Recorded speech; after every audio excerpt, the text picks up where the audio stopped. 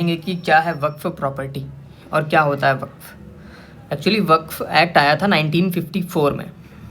जैसा हम इसमें देख रहे हैं अभी कि waqf is an Islamic practice where a person donates their immovable और immovable property permanently for religious charitable और social purpose. Once declared as waqf the property can not be sold, inherited और transferred and is managed like a trust for the benefit of the community.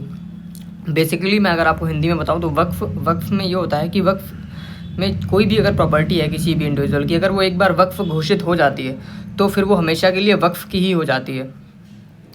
अगर हम पता करें तो दुनिया में सबसे ज़्यादा अगर वक्फ की संपत्ति किसी कंट्री में है तो वो अपने देश भारत में ही है। Now formation of Waqf board, कब बना था वक्फ बोर्ड या कब आया? तो वक्फ एक्ट आया था 1954 में। After independence passed staff Waqf board to manage in state.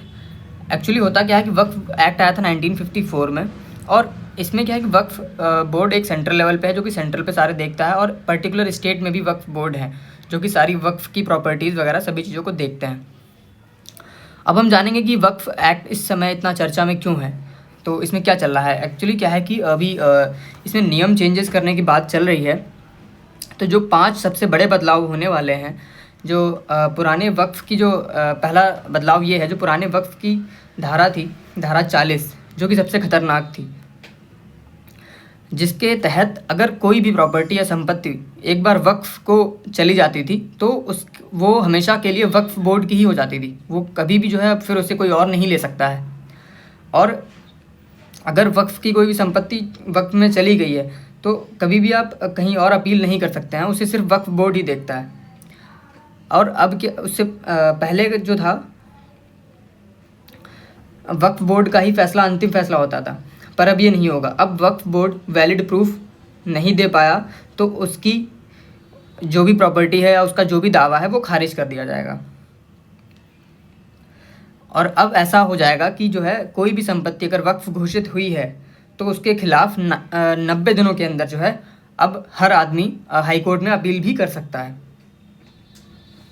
पहले जो था वक्फ बोर्ड के खिलाफ सिर्फ आप ट्रिब्यूनल में ही जा सकते हैं, पर अब जो है आप हाई कोर्ट में भी जा सकते हैं।